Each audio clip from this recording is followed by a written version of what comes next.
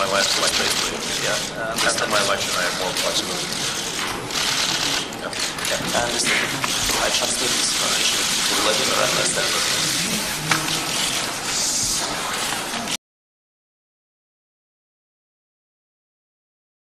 President, we in fact did have a candid, thoughtful, and thorough conversation on a whole range of bilateral and international issues. Over the last 3 years, the United States and Russia have been able to make significant progress on a wide range of issues, including the New START Treaty, the 123 Agreement, the work we've done on Russia's ascension to the WTO, and setting up a presidential process whereby issues of trade and commerce, science, technology are all discussed at a much more intensive level. We agreed that we need to build on these successes, even as we recognize that there are going to be areas of disagreement, and that we can find constructive ways to manage through any bilateral tensions. In particular, we discussed the need to expand trade and commercial ties between the United States and Russia, which are still far below where they should be.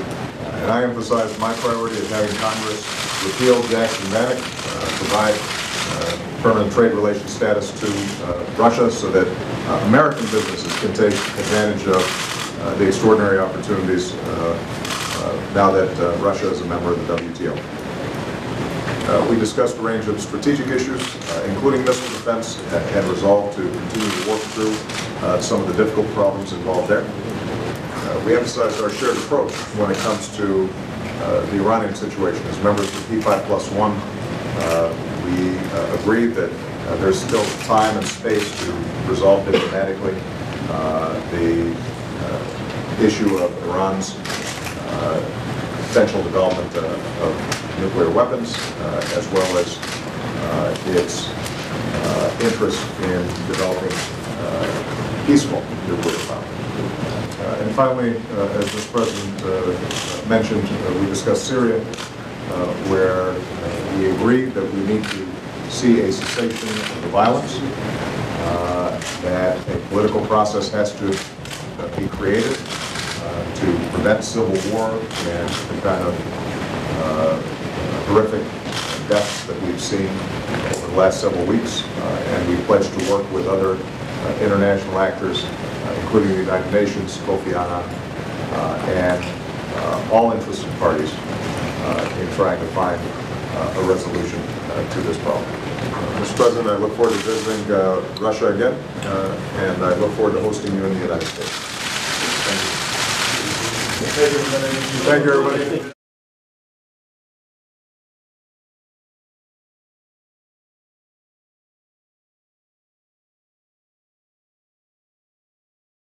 Well, when you say even more frightening, what's he planning on doing, in your opinion?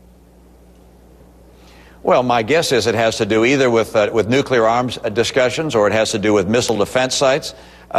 What he did both on nuclear weaponry already in the New START treaty, as well as his decision to withdraw missile defense sites from Poland and then reduce our missile defense sites in Alaska from the original plan. I mean, these are very unfortunate developments. And if he's planning on doing more and suggest to Russia that he has things he's willing to do with them, he's not willing to tell the American people. This is to Russia. This is, without question, our #1 geopolitical foe. They fight every cause for the world's worst actors. The idea that he has some more flexibility in mind for Russia is very, very troubling indeed. Well, you think Russia's a bigger foe right now than, let's say, Iran or China or North Korea? Is that what you're suggesting, Governor? Well, I'm saying in terms of a geopolitical opponent, the nation that lines up with the world's worst actors. Of course, the greatest threat that the world faces is a nuclear Iran, and nuclear North Korea is already troubling enough. But when these terrible actors pursue their course in the world, and we go to the United Nations looking for ways to stop them, when Assad, for instance, is murdering his own people, we go to the United Nations, and who is it that always stands up for the world's worst actors? It is always Russia, typically with China alongside. And so in terms of a geopolitical foe, a nation that's on the Security Council, that has the heft of the Security Council, and is, of course, a massive nuclear power, Russia is the geopolitical foe.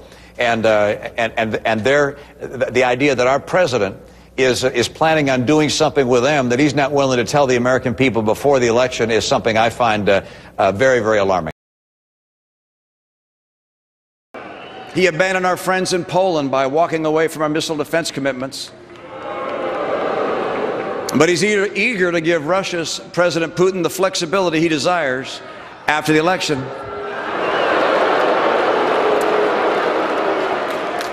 Under my administration, our friends will see more loyalty, and Mr. Putin will see a little less flexibility and more backbone.